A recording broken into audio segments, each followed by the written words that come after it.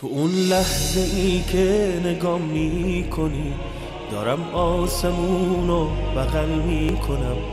حالم خوبه وقتی صدا می کنی، حالم خوبه وقتی صدا می کنی، حالم خوبه وقتی صدا می کنی.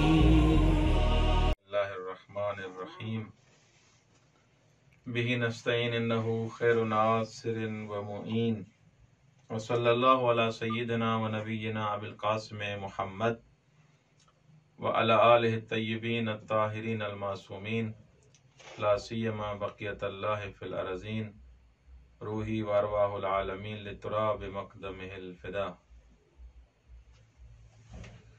توحید کے بارے میں ہماری گفتگو چل رہی تھی۔ ہم نے توحید کا جو معنی کیا کہ توحید یعنی خدا کو ایک سمجھنا، واحد و یکتا سمجھنا۔ پھر ہم نے توحید نظری اور توحید عملی کی تعریف کی کہ توحید نظری یعنی وہ اعتقاد قطعی، اعتقاد جازم، اعتقاد یقینی خدا کے ایک ہونے کا، کہ خداوند متعال صفات میں، افعال میں، اپنی ذات میں اکیلا ہے، اس کا کوئی بھی شریک نہیں ہے۔ توحید عملی یعنی وہی انسان کی رفتار موحدانہ ہو، جو انسان کا اندیشہ ہے، جو انسان کی سوچ ہے، جس طریقے سے خداوند متعال کے بارے میں ہم نے توحید نظری میں بیان کیا، انسان کا کردار بھی، عمل بھی ویسے ہی ہو، اسے توحید عملی کہا جاتا ہے۔ تو وہ انسان جو خدا کو ایک سمجھتا ہے، خدا کو یکتا سمجھتا ہے، لیکن اس کے عمل میں شرک ہی شرک نظر آ رہا ہے، تو یہ توحید عملی نہیں ہے۔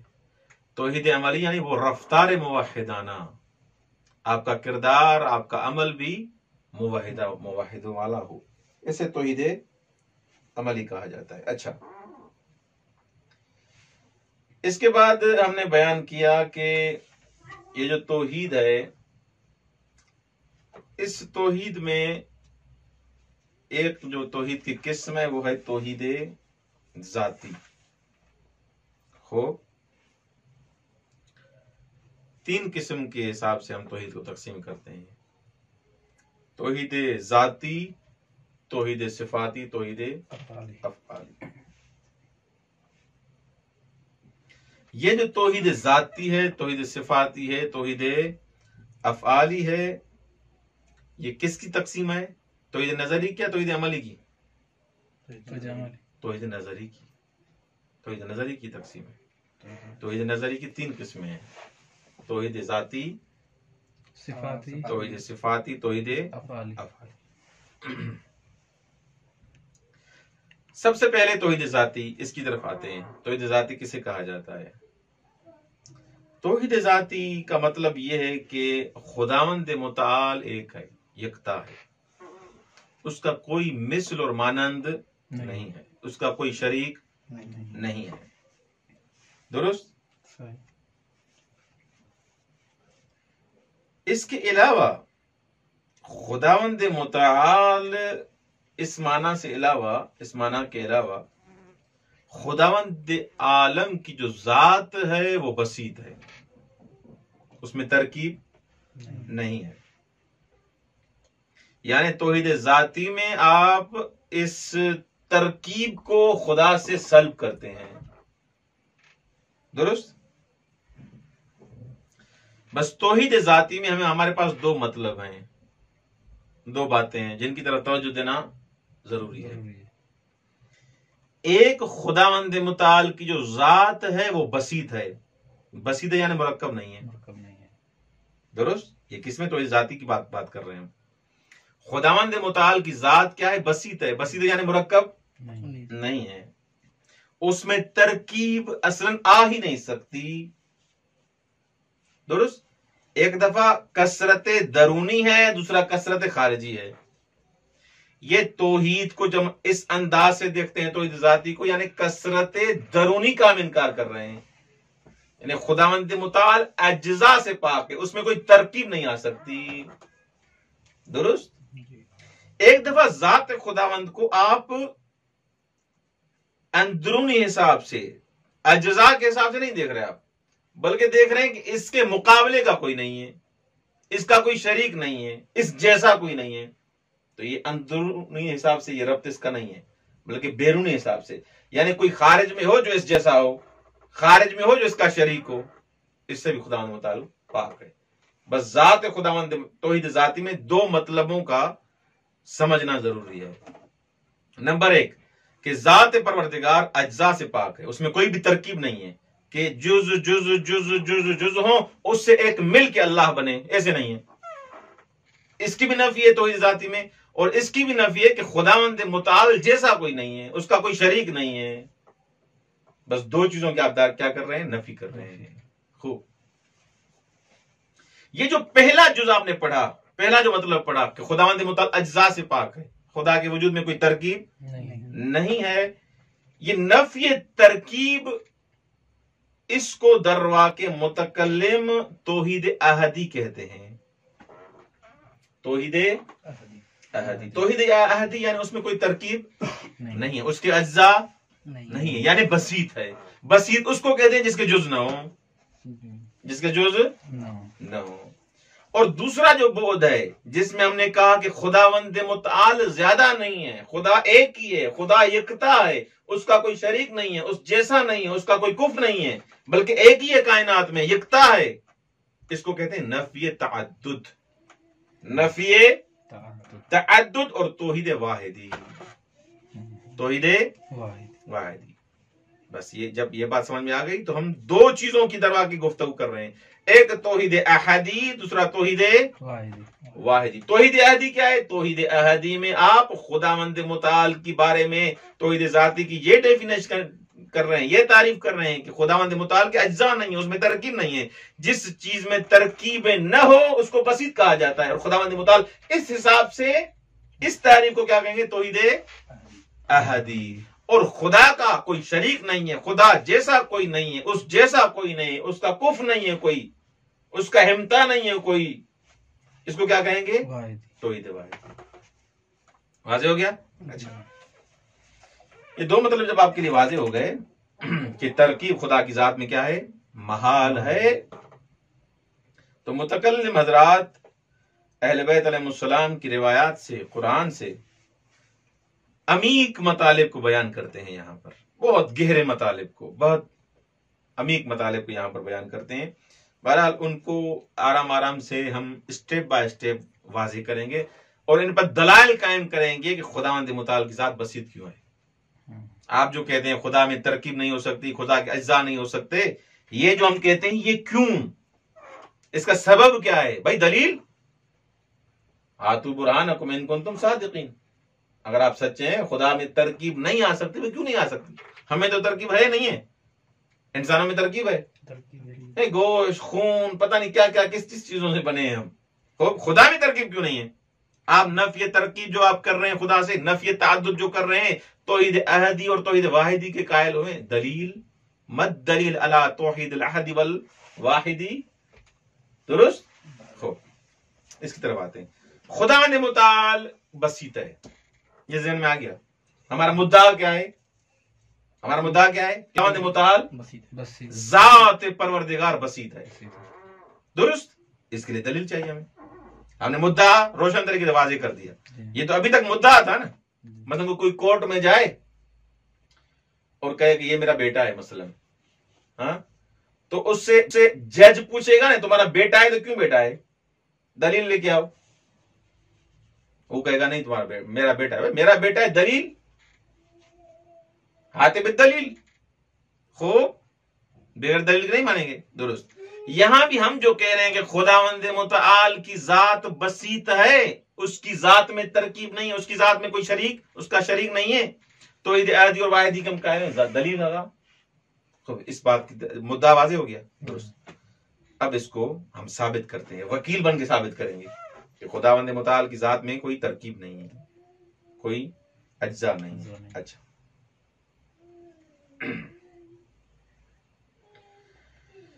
خداوند متعال کو کچھ افراد اس بحث کے حساب سے یعنی توحید احدی کو صفات سلبی میں کچھ متکلم بیان کرتے ہیں. صفات سلبی میں کیا کہتے ہیں کہ خدا مرکب نہیں ہے. صفات سلبی ہم نے پڑھی ہے نا, صفات ثبوتی اور صفات سلبی. صفات سلبی میں یہ کہ خدا مرکب نہیں, خدا بسیط ہے, یہ اس میں بھی بحث کرتے ہیں. یعنی متکلم اگر آپ ڈھونڈنا چاہیں کتابوں کو تو اس انداز سے اس چیپٹر میں بھی بحث کرتے ہیں. جہاں صفات سلبی کی بحث کی گئی ہے وہاں پر بھی اس صفات سلبی میں مرکب نبودن خدا کو ثابت کیا ہے وہاں پر. درست صاحب کہہ رہے ہیں صفات سلبی سے سمجھیں, کس طریقے سے بھی سمجھیں. سب سے پہلے ہمیں پتا تو ہو یہ ترکیب ہے کیا.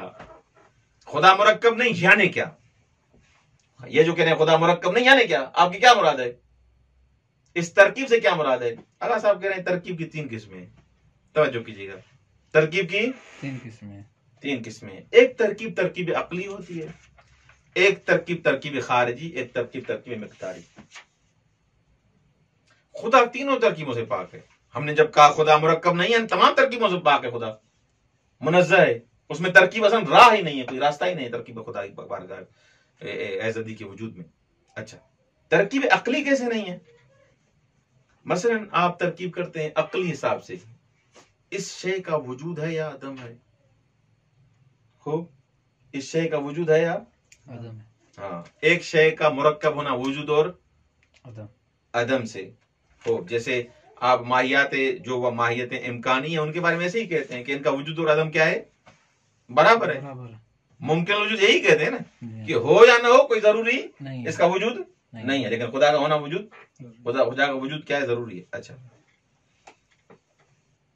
ترکیب عقلی سے خدا پاک ہے, یعنی ایسے نہیں کہہ سکتے خدا ہے نہیں ہے, وجود و عدم والی حساب کو نہیں. یہ ترکیب خدا کی وجود میں عقلی ترکیب بھی نہیں آ سکتی. خدا کے وجود کے لیے کہیں کہ اس کا ہونا, اس کا نہ ہونا, نہیں, اس کا ہونا ہی ہونا ہے, نہ ہونا اس کو جاؤ مت. درست, یہ ترکیب بھی نہیں آ سکتی. دوسری ترکیب ترکیب خارجی ہے. خارج مثلا کیا, مثلا جسم ہے, مثلا جسم ہے. اب جسم میں کتنی ترکیبیں آتی ہیں, کان, آنکھیں, ہاں, ہاتھ, پاؤں, یہ سارا کیا ہے, ترکیب ہے. ترکیب ہے, یہ ترکیب ہے خارجی. خارج میں یہ مرکب ہے ان چیزوں سے. ہاں, خدا اس سے بھی کیا ہے, پاک ہے. اچھا ترکیب کی تیسری قسم ہے ترکیب مقداری. جب مقدار میں مثلا کسی کو ناپنا ہو, کسی کو تولنا ہو, کبھی میٹر سے آپ اس کو کیا کرتے ہیں, ناپتے ہیں. یہ 1 میٹر ہوا, یہ 1 کلو ہوا, یہ 2 کلو ہوئے, یہ 2 درجن ہوئے. یہ ترکیب مقداری سے کہا جاتا ہے.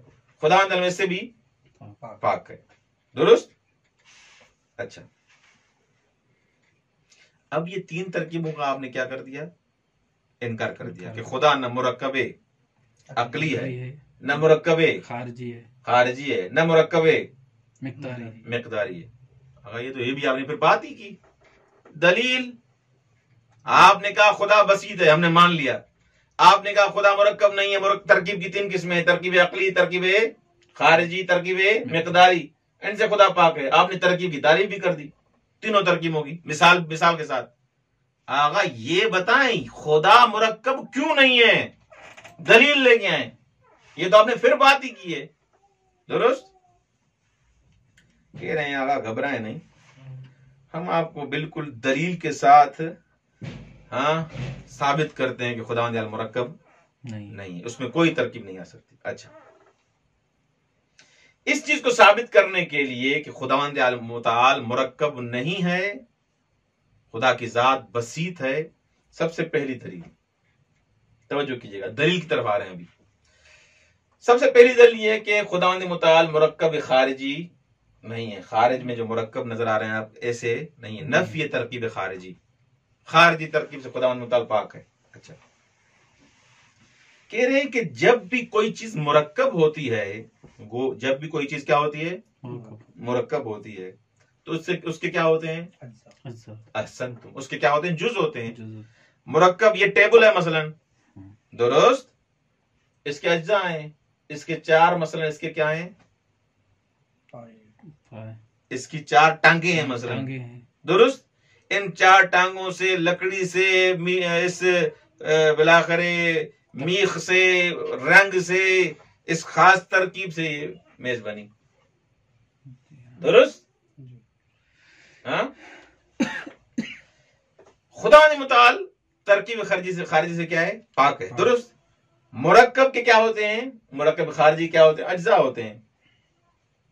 خوب اچھا، یہ کل جو ہوتا ہے، یہ کل جو ہوتا ہے یہ متوقف ہوتا ہے اپنے اجزاء پر. اس کو ٹیبل تب کہیں گے جب یہ ساری چیزیں اس کے ساتھ ہوں، تب یہ کل وجود میں آئے گا. یہ اس کی چار ٹانگیں بھی ہو، اس کے لیے لکڑی بھی ہو، اس کو اس خاص ترکیب سے بنایا بھی جائے، پھر اس کو آپ میز کہیں گے. بس یہ کل ان اجزاء پر متوقف ہے، درست. جی اگر ان میں سے کوئی ایک جز نہیں ہوگا تو یہ بھی کیا ہو جائے گی، منہدم ہو جائے گی.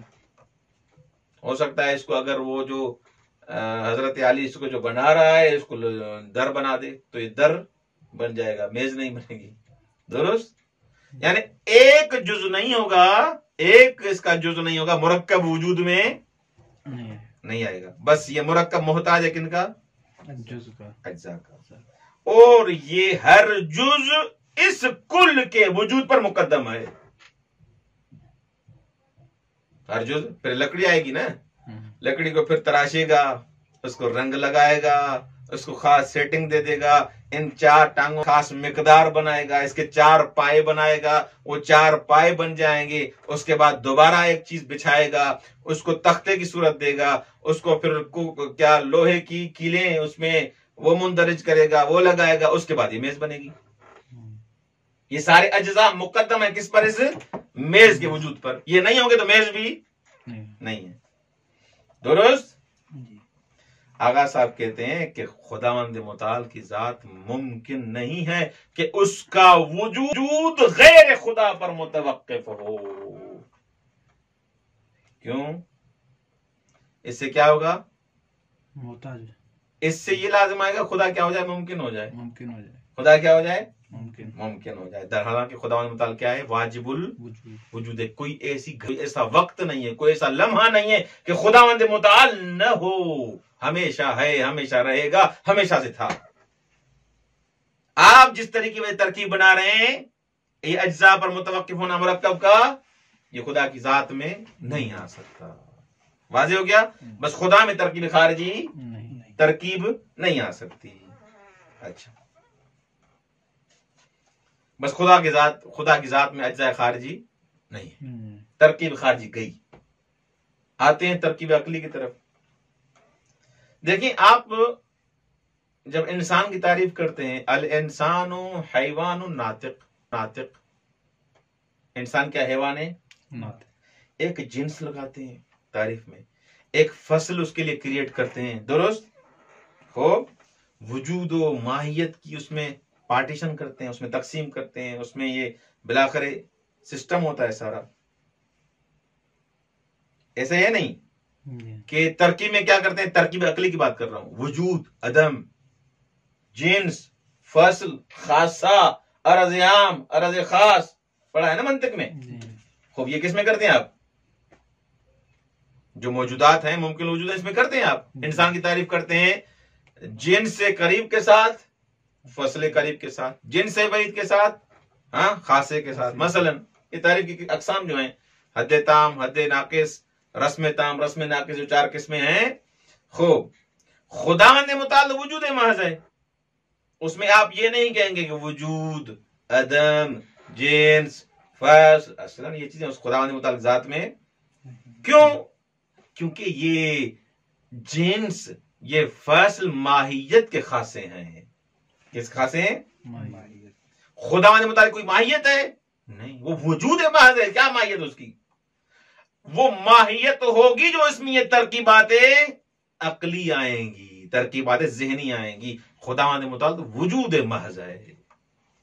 واضح ہو گیا.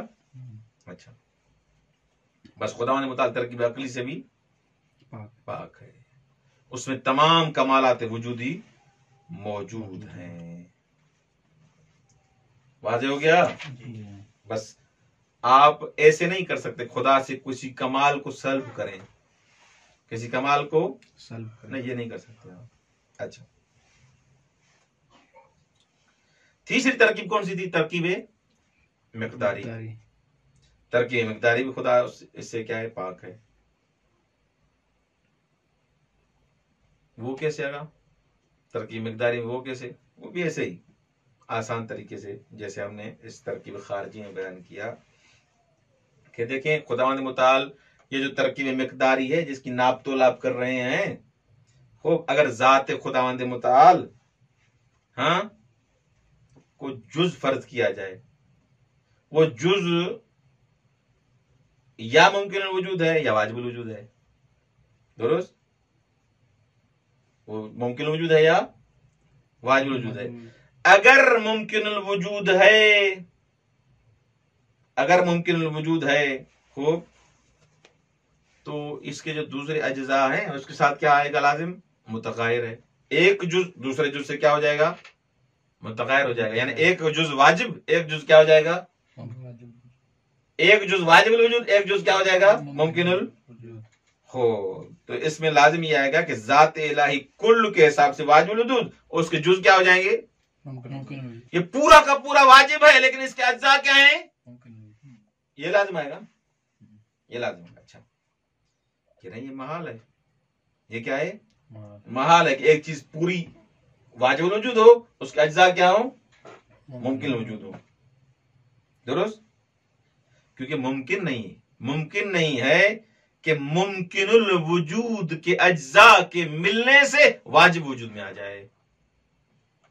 ایک چیز خود ممکن ہے اور کیا ہے؟ تولید کرے واجب. ایک خود کیا ہے؟ ممکن، اور جو تولید کر رہی ہے، جو مرکب اس کا بن رہا ہے، وہ کیا ہو جائے گا؟ واجب. سبحان اللہ. یہ تو وہی ہو جائے گا، چاول پکائیں کیا روٹی بن جائے. ماشاءاللہ، چاول پکائیں آپ کیا بن جائے اس سے؟ گندم کی روٹی. یعنی جنسی تبدیل. یہ مثال دے رہا ہوں سمجھانے کے لیے. تو آپ یہاں پر جن اجزاء سے آپ بنا رہے تھے وہ خود کیا تھے؟ ممکن الوجود. جو چیز بن گئی وہ کیا؟ یہ محال ہے. اچھا، اگر وہ ذات خداوند متعال جس جز سے بنی ہے وہ ممکن الوجود ہے تو یہ لازم آئے گا. محال ہے کہ ممکن وجود سے واجب وجود ہے. اگر وہ ممتنع ہے خوب، ممتنع تو بات ہی ختم ہو جائے گی. درست. دوسری دلیل کیا ہے کہ خداوند متعال میں مقدار نہیں ہے؟ وہ یہ ہے کہ دیکھیں یہ مقدار جسم کا خاصہ ہے. مقدار کیا ہے؟ ماہیت جسمیہ میں ہوتا ہے کہ جسم لمبا ہوتا ہے، جسم چھوٹا ہوتا ہے، جسم آدھا کلو ہوتا ہے، جسم 20 کلو ہوتا ہے. یہ جسم کے خاصے ہیں. اور خدا کو جسم نہیں ہے. خدا کی ذات اس ماہیت اور جسم سے پاک ہے. بس تینوں دلائل اس کے کیا ہو گئے؟ رد ہو گئے. واضح ہو گیا؟ اچھا، یہ ہم نے کس چیز کو ثابت کیا؟ توحید احدی کو. توحید احدی یعنی اس میں کوئی ترکیب نہیں ہو سکتی. اب آتے ہیں توحید واحدی کی طرف. توحید واحدی میں ہم کس چیز کو ثابت کریں گے؟ کہ خداوند متعال کی ذات کیا ہے؟ خوب، اس کے ساتھ کوئی شریک نہیں ہے، یکتا ہے. خدا کی ذات کیا ہے؟ یکتا ہے. ابھی تک خدا کو ہم نے کیا ثابت کیا؟ بساطت خدا کو. بسیط. خدا کی ذات کیا ہے؟ بسیط ہے. اب کیا ثابت کریں گے؟ خدا یکتا ہے، اس کا کوئی شریک نہیں ہے، اس کا ہمتا اس کے لیے ممنوع ہے، ممتنع ہے. اچھا، دلیل اول کہ خداوند متعال کا کوئی شریک نہیں. کہہ رہے ہیں کہ مقدم اصلی این دلیل آن اس کے ذات خداوند نامتناہی کامل و مطلق است. خدا کی ذات کیا ہے؟ کامل ہے اور کیا ہے؟ مطلق ہے. آپ کے پاس کتاب نہیں ہے؟ نہیں. یہ علم غیب ہے جو مطلب آپ سمجھ رہے ہیں، پڑھ رہے ہیں. اچھا، مقدم اصلی اس کا کیا ہے؟ ذات پروردگار کیا ہے؟ نامتناہی. اس کی کوئی انتہا ہی نہیں ہے. وہ کامل ہے، وہ مطلق ہے، اس میں کوئی بھی محدودیت متصور نہیں ہے، لا متناہی ہے. اچھا،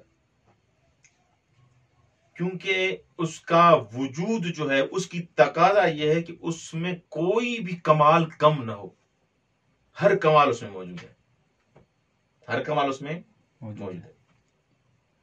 اگر کمال نہیں ہوگا کیا ہوگا؟ تو اس میں نقص لازم آئے گا، اس میں نقص لازم آئے گا یعنی اس کی طرف محتاج ہوگا، اور خدا محتاج نہیں ہوتا۔ واجب الوجود کے ساتھ احتیاج اصلا سازگاری نہیں ہے۔ واجب الوجود یعنی تمام وجود کمالات کا مالک، اسے واجب الوجود کہا جاتا ہے، درست؟ اچھا، یہ بات سمجھ آ گئی کہ خداوند متعال کمال مطلق ہے، خداوند متعال لامتناہی ہے، ہر کمال خدا میں موجود ہے۔ جب یہ بات آپ کے ذہن میں آ گئی تو یہاں پر اگر دو خداؤں کو ہم تصور کرتے ہیں، توحید واحدی کے بارے میں گفتگو کر رہے ہیں، اگر دو واجب الوجود ہوں، فرض کرتے ہیں دو واجب الوجود ہوں، ایک خدا ہو دوسرا بھی ہو، دو بن جائیں گے؟ اچھا یار، دو کائنات کو بنائیں گے، دو چلائیں گے، یک نہ دوش۔ اگر دو واجب الوجود ہوں لازم آئے گا کہ ان میں کیا ہو؟ تمایز بھی ہو۔ بھئی دو کیسے بنے؟ دو ہیں تو یعنی ایک اور ہوگا دوسرا اور ہوگا، ان میں تمایز ہوگا، ان میں تمیز ہوگی، درست؟ اچھا، اگر دونوں میں تمایز نہیں ہے تو پھر ایک ہے، دو نہیں ہے۔ اگر دونوں میں تمایز نہیں ہے، تمیز نہیں ہے کوئی، تو یعنی ایک ہے، دو نہیں ہے۔ اگر تمیز ہے تو بلا کر دو ہیں، درست؟ اچھا، جب دو آپ تصور کر رہے ہیں، یہ دو واجب الوجود ہیں ہو، تو یہاں پر پھر دو احتمال ذہن میں آتے ہیں۔ کتنے؟ دو احتمال۔ اس میں پہلا احتمال یہ ہے کہ ان دو خداؤں میں سے ایک کامل مطلق ہے، نامحدود ہے، اس میں تمام کمالات موجود ہیں، دوسرا خدا جو ہے وہ ناقص ہے اور محدود ہے، اس میں کچھ کمالات نہیں ہیں۔ اس میں تو واضح ہے، جس میں کمال مطلق ہے، جو لامحدود ہے، جس میں سب خصوصیت موجود ہیں، وہی خدا ہے، دوسرا ایسے ہی ہے، درست؟ ایک احتمال۔ دوسرا احتمال یہ ہے کہ دونوں کو احتمالات، دونوں کو کمال ہے، ہاں دونوں کمال۔ مانا پہلے احتمال میں ہم نے کیا کیا کہ خداوند متعال میں سے ایک کامل مطلق ہے اور دوسرا غیر کامل، دوسرا ناقص ہے، دوسرا مرد ہے۔ اچھا، دوسرے احتمال میں آگاہ کہہ رہے ہیں کہ ہر ایک از دو خدا مفروض دارائے کمالی باشد کے دیگر فاقد انس۔ اس میں یہ ہے کہ کچھ اس کے پاس ہیں، کچھ اس کے پاس ہیں،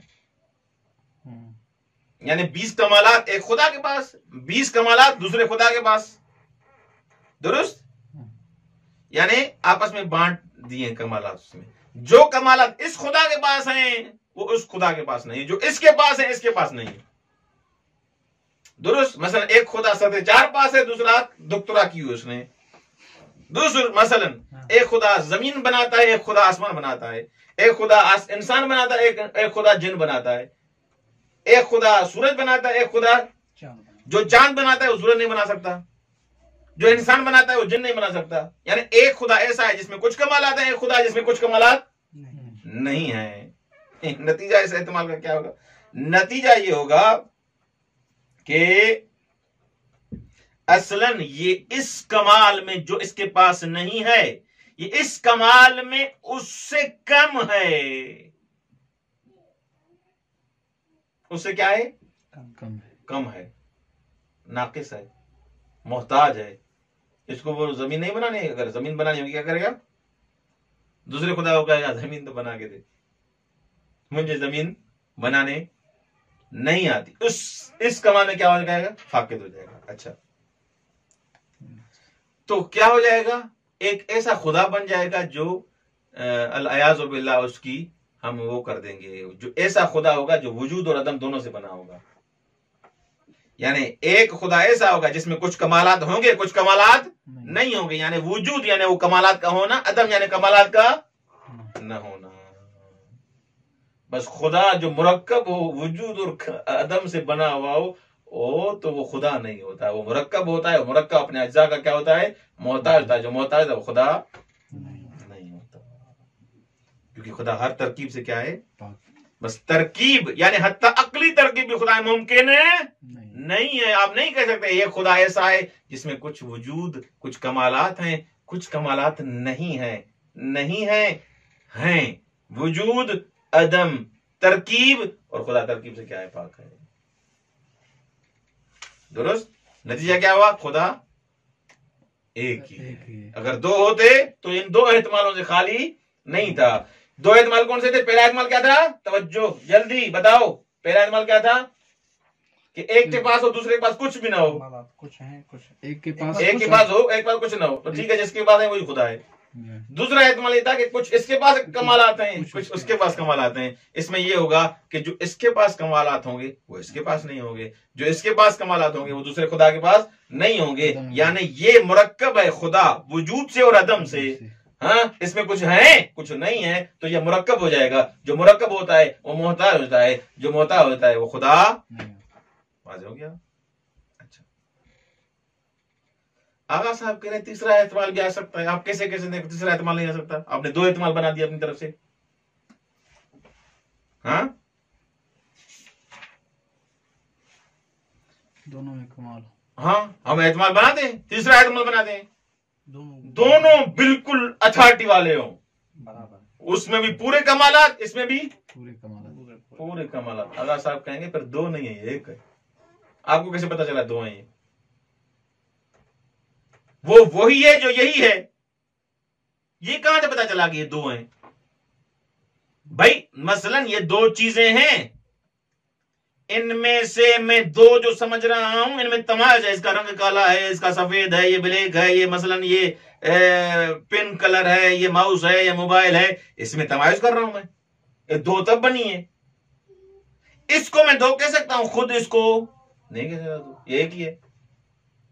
آپ جو کہہ رہے ہیں کہ اس کے پاس بھی پورے کمالات ہیں، اس کے پاس بھی پورے کمالات ہیں، کوئی فرق نہیں ہے. درست. اگر کوئی فرق نہیں ہے تو پھر آپ کو دو کا کیسے پتا چلا کہ یہ اس کا آسمان بنا ہوا ہے، یہ اس کی زمین بنی ہوئی ہے؟ کہاں سے پتا چلا آپ کو؟ آپ کو دو کہاں سے سمجھ میں آئے؟ نہیں سمجھ میں آئے، بس نہیں سمجھ میں. ایک ہی ہے، دو کہاں سے آئے؟ اگر دو ہوتے تو کوئی نہ کوئی تمایز تو ہوتا، کوئی انڈیکیٹر ہوتا، اس کا الگ کوئی بلب ہوتا، کوئی سسٹم ہوتا. نہیں ہے تو یعنی ایک خدا ایک ہی ہے. اگر دو ہوتے تو کوئی تمایز ہوتا. تمایز کیا ہوتا؟ تمیز ہوتی ہے نا، تمایز ہوتا. حالانکہ خدا میں ایسا کوئی نظر نہیں ہے. بس تیسرا احتمال بھی گیو. واضح ہو گیا؟ اچھا، یہ ایک دلیل کس پر؟ نفی تعدد پر. اچھا،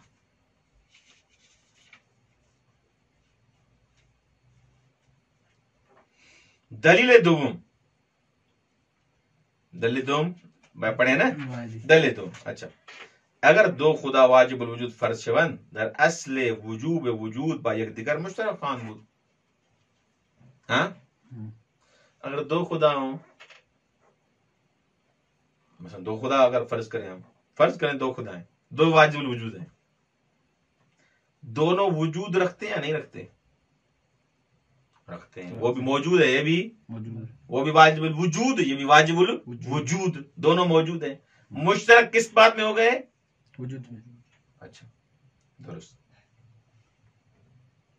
مطلب دو کتابیں ہیں، اگر یہ دونوں کتابیں ہیں یا نہیں؟ یہ کلام اسلامی ہے، یہ علوم قرآنی ہے. دونوں کتاب ہونے میں کیا ہے؟ مشترک. لیکن علم کے حساب سے ان میں تو تمایز ہے. درست. اگر دو فرض کریں، دونوں کیا ہیں؟ واجب الوجود ہیں. تو موجود ہونے میں دونوں کیا ہو گئے؟ مشترک. درست. یہ دو ایک جیسی تھی کتابیں، یہ بھی کس میں؟ دونوں کتابیں کتاب ہونے میں. لیکن اس کا رنگ سبز ہے، اس کا رنگ سفید ہے. یہ کلام کی کتاب ہے، یہ قرآن کی کتاب ہے. یہ آغا حسن یوسفیان کی لکھی ہوئی ہے، یہ آغا حسین جوان آراستہ کی لکھی ہوئی ہے. یہ کیا ہو گیا؟ یہ ڈیفرنٹ شروع ہو گیا. اچھا، اگر دو خدا اصل وجود میں مشترک ہوں اور ایک دوسرے سے تمایز پیدا کریں تو نتیجہ کیا ہوگا؟ نتیجہ یہ ہوگا کہ ایک ان کا مابل اشتراک ہوگا، ایک مابل امتیاز ہوگا. مابل اشتراک ان کا کیا ہے؟ وجود. جس چیز میں مشترک ہے وہ کیا ہے؟ وہ بھی واجب الوجود ہے، یہ بھی واجب الوجود. جیسے یہ کتاب ہونے مشترک ہیں. مابل امتیاز ان کا کیا تھا؟ کہ یہ کلام کی ہے، یہ قرآن کی ہے. اس چیز میں جدا ہو رہے ہیں. تو یہاں پر بھی دونوں اللہ دونوں واجب الوجود کس چیز میں شریک تھے؟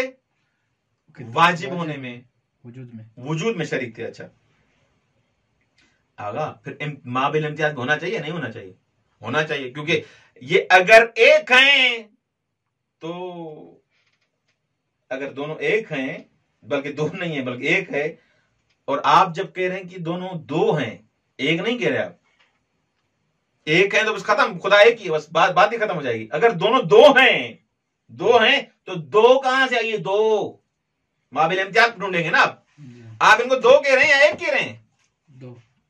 دو کہہ رہے ہیں. درست. دو کیوں کہہ رہے ہیں؟ کیونکہ ان میں آپ کے پاس ذہن میں آپ سامنے دیکھ رہے ہیں امتیاز ہے، اس کا رنگ سبز ہے، یہ کتاب الگ ہے، اس کے اوراق الگ ہے، اس کا مصنف الگ ہے، سامان الگ ہے. اس کو آپ دو کہیں گے؟ نہیں. کیوں نہیں کہتے؟ ایک ہے. درست. جب آپ دو کہہ رہے ہیں تو اس دو کے لیے کوئی آپ کو سبب چاہیے. ہاں ما بالامتیاز چاہیے. اچھا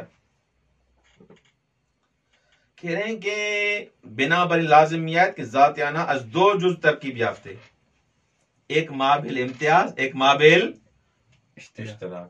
دو خدا ہیں، ما مشترک کس بات میں ہے؟ موجود ہونے میں.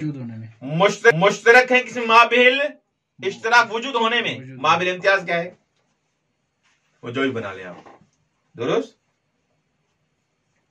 جبکہ ہم نے ثابت کیا ہے کہ خداوند متعال ترکیب سے اصلاً مبرہ ہے. جب یہ آپ کے ذہن میں آ گیا کہ خدا ایک اس کا ما بالاشتراک ہے دوسرے خدا کے ساتھ، دوسرا ما بالامتیاز ہے، یعنی آپ نے ترکیب کر دی نہیں کر دی؟ ترکیب جب کر دی تو خدا نہ رہا نا. ترکیب ہم ثابت کر کے ہیں، ترکیب خدا کی وجود میں نہیں آ سکتی. بس خلاصہ اس دلیل کا یہ ہوا کہ اگر آپ واجب الوجود کے تعدد کے قائل ہوں گے تو در واقع خدا کی ترکیب کے قائل ہو جائیں گے، اور خدا ترکیب سے کیا ہوتا ہے؟ پاک ہے.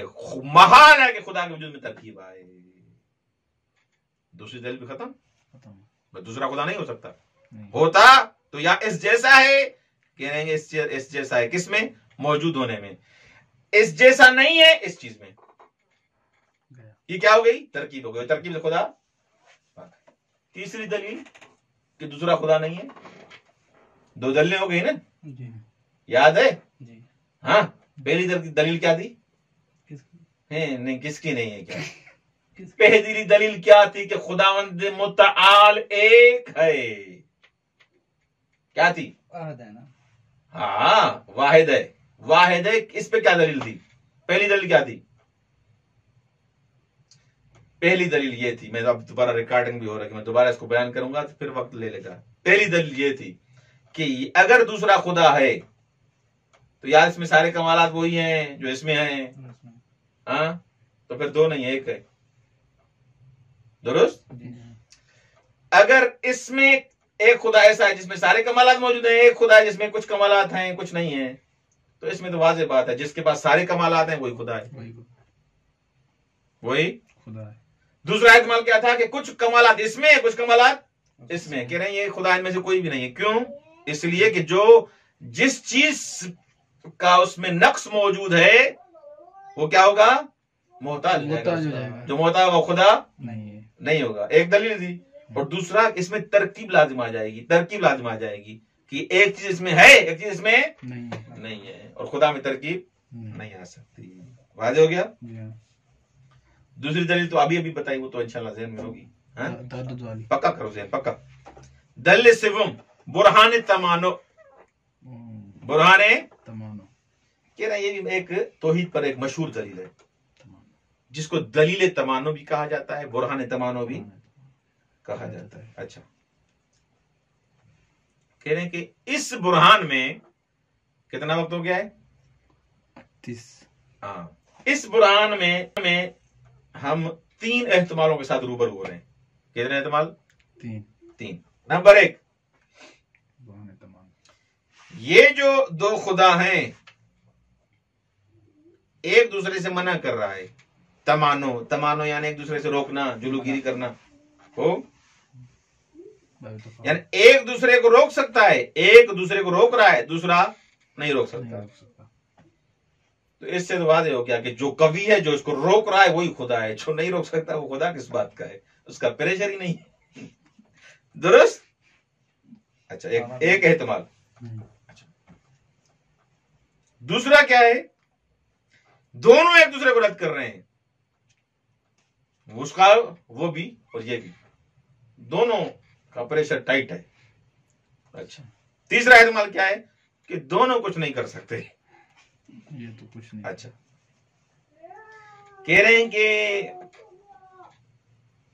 یہ دو احتمال جو آخری ہیں، آخری احتمال کہ دونوں ایک دوسرے کو رد کر رہے ہیں، وہ اس کو دونوں کو طاقت ہے، اور تیسرا یہ تھا کہ دونوں کچھ نہیں کر سکتے. کہہ رہے ہیں یہ بھی وجود خدا سازگار نہیں ہے. کیوں؟ کیونکہ احتمال دوم میں کیا لازم آتا ہے؟ یہ جو اس نے اس کو روکا، اس حالت میں، اس کام میں، اس فعل میں جو روکا، اس کو مغلوب ہوا نہیں ہوا، وہ ہو گیا. اور خدا مغلوب ہوتا ہے؟ نہیں ہوتا. تیسرے احتمال میں کیا تھا؟ تیسرے میں یہ تھا کہ دونوں کچھ نہیں کر سکتے. تیسرے احتمال میں تھا کہ دونوں کچھ نہیں کر سکتے، یعنی کیا اس کا لازمہ کیا ہے کہ یعنی دونوں عاجز ہیں. عاجز خدا ہوتا ہے. یہ کیسے خدا بنائے ہوئے یار؟ کچھ نہج البلاغہ پڑھو، کچھ قرآن پڑھو. اچھا بس ان تینوں احتمالوں میں ایک احتمال صحیح ہے کہ ایک غالب ہے، دوسرا کبھی بھی اس کے مقابلے میں نہیں آ سکتا. ہر چیز پر وہ غالب ہے، باقی سب اس کے سیطرے میں ہیں. درست. اس کو کہتا ہے برہان تمانو. بس احتمال دوم، احتمال سوم کیا ہے؟ نامعقول ہے. ہاں. اب آتے ہیں وحدت حقیقی، وحدت عددی. چھوڑوں گا نہیں، یہ پورا کروں گا 10 منٹ پورا کروں گا. ہاں بھلے خشکیاں چڑھے نا. وحدت حقیقی، وحدت عددی. یہ کیا ہے بابا؟ کہہ رہے وحدانیت، یہ ساری توحید ذاتی کے بارے میں بحث کر رہے ہیں نا. توحید ابھی توحید احدی اور واحدی کو ہم نے پڑھا، اس پر دلیلیں قائم کی ہم نے. ایک ہے وحدت حقیقی، وحدت عددی. یہ بھی توحید ذاتی کے زمرے میں آتے ہیں. وحدت حقیقی، وحدت عددی کیا ہے؟ دیکھیں. وحدانیت و یکتای خداوند در نظر بسیاری از مردم در قالب وحدت عددی تصور می شود. یعنی معنی یکی بودن خدا همان معنی است که معمولاً از عبارت یک خورشید، یک زمین مورد نظر است، لیکن تعاملات جرف عقلانی یا عقلانی از یک سو و تعالیم عمیق قرآن و سنت اسلامی از سوی دیگر معنی عمیق تری از توحید ذاتی را در اختیار ما نهاده است. توجہ کریں. کہہ رہے ہیں کہ آقا آپ کیسے یہ وحدت حقیقی معنی کیا ایسے کرتے ہیں آپ کہ سورج ایک ہے، چاند ایک ہے، آسمان 7 ہیں. درست. ایک ایک کی بات کرتے ہیں نا. یہ ایک ہے، یہ ایک ہے، یہ ایک ہے، یہ ایک ہے. چاند ایک ہے، آسمان ایک ہے. آسمان ایک نہیں، 7 ہے یار. کچھ بولو بھی صحیح ہے. ہاں زمین بھی کہتے ہیں. مسئلہ نہیں ہے، گڑبڑ ہے. 3 7 ہو جاتے ہیں. اچھا کیا ہوا؟ ہم جو کہتے ہیں کہ یہ سورج ایک ہے، درست، چاند ایک ہے.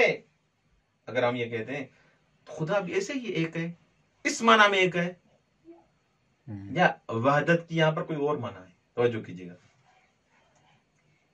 کہہ رہے ہیں کہ وحدت عددی در مواردی است کہ شاید تحت مفہوم عامی قرار دارد. وحدت عددی وہاں ہوتی ہے جہاں ایک عام مفہوم ہو. کیا ہو؟ عام مفہوم. بگونئی کہ وجود مساجد کے متعدد برائے مفہوم ممکن ہے. دوسرا سورج بھی آ سکتا ہے، تیسرا بھی آ سکتا ہے، چوتھا بھی آ سکتا ہے. اس مفہوم سورج کے سیطرے میں مصداق دوسرا بھی آ سکتا ہے، تیسرا بھی آ سکتا ہے، چوتھا بھی آ سکتا ہے. خوب. پھر ان کو رد کر کے ہم کہتے ہیں ایک سورج ہے. اس کو کہا جاتا ہے وحدت عددی. اچھا لیکن واحد حقیقی میں ایسے ہوتا ہے جسے ہم نے کہا سورج ایک ہے؟ نہیں. هیچ وجه با مفهوم عامی که میتواند مصادیق مختلف داشته باشه روبرو نیستیم. وہاں ایسے نہیں کہ ایک مفہوم عام ہو اس کا ایک مصداق پایا جائے فقط، ایسے نہیں ہے. بلکہ در اینجا شیء واحد به گونه‌ای است که اساساً فرض 2 3 4 ممتنع است. وہاں فرض بھی نہیں کر سکتے آپ، فرض بھی آپ وحدت عددی میں ایک مفہوم ہے لیکن سورج ایک ہے، دوسرا سورج بھی ہو سکتا ہے، تیسرا بھی ہو سکتا ہے، چوتھا بھی ہو سکتا ہے، کر سکتے ہیں نا، درست؟ ہاں، لیکن خدا کے لیے وحدت اس معنی میں نہیں ہے، وہاں پر دوسرا تیسرا چوتھا اصلا ممتنع ہے. افہمتم؟ با تعمل در حقیقت ذات الہی روشن می شود که وحدت خداوند از قبیل وحدت عددی نیست. خدا کی وحدت عددی نہیں ہے، ایک ہے دوسرا نہیں ہے تیسرا نہیں ہے چوتھا نہیں. چنین نیست که بتوان وجود یک یا چند خدای دیگر در کنار خداوند واحد ممکن شمرد، بلکہ خداوند یکتا وجود محض و نامحدود و خالی از ہر گونه قید و شرطی است. خدا ایک ہے، وجود محض ہے، اس کے ساتھ کوئی نہ قید ہے نہ شرط ہے. دوسرا اصلا وجود معقول ہے، محال ہے، اسے کہا جاتا ہے وحدت حقیقی.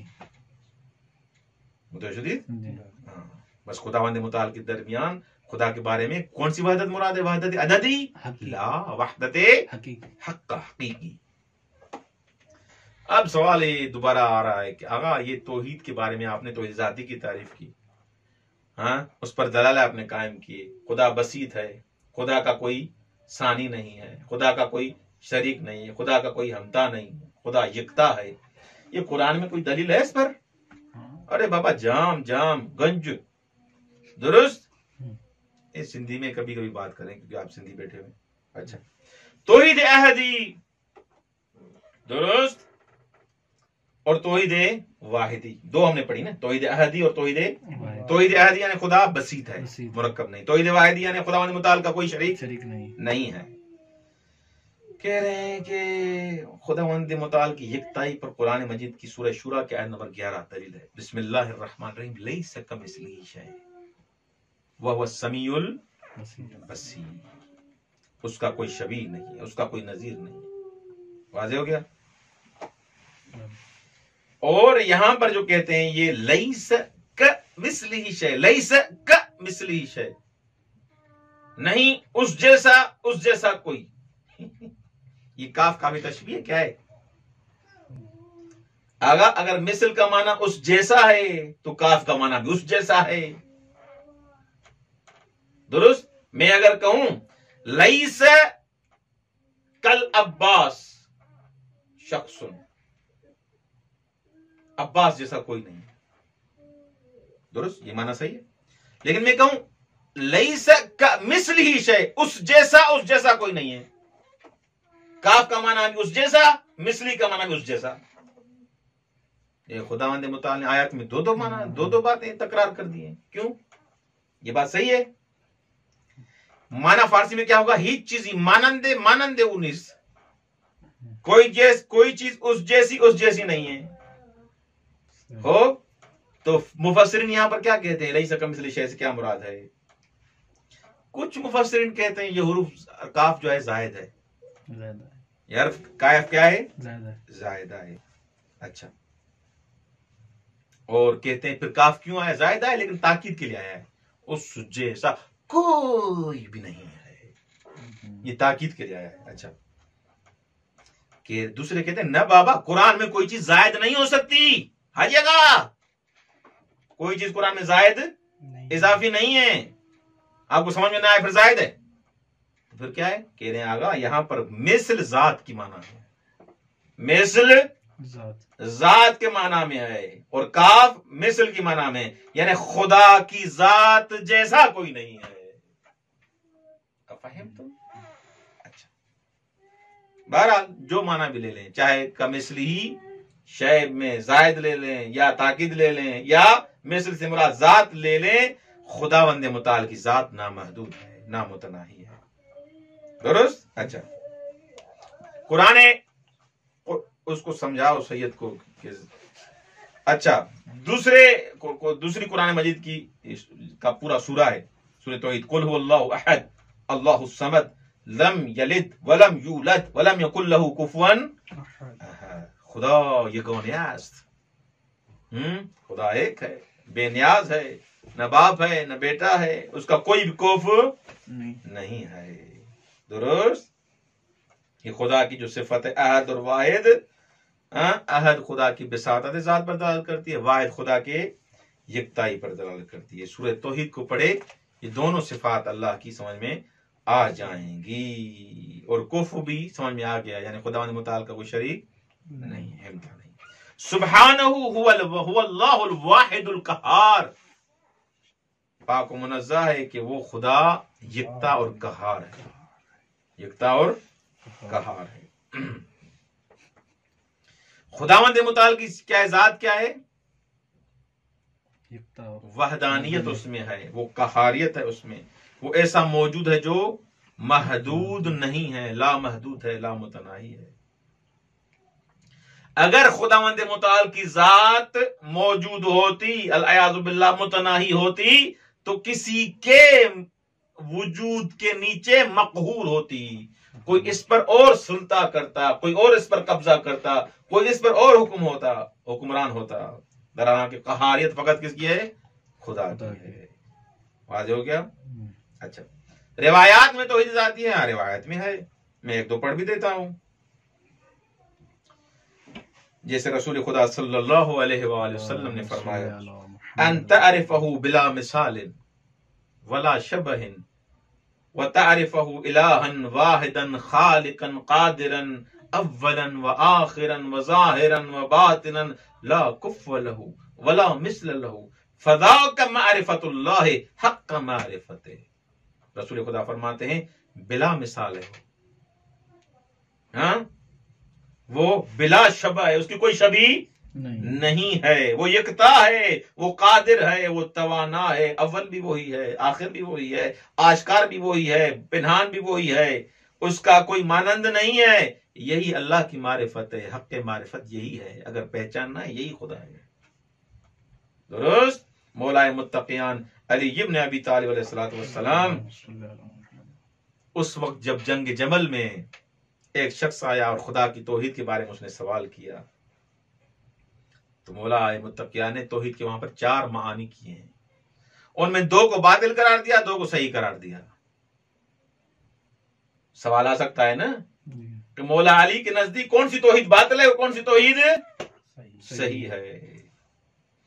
مولا نے فرمایا کہ وہ مقام جو اللہ کی شائستہ اور لائق ہے یہ ہے، اور وہ جو خدا کے لائق نہیں وہ یہ ہے.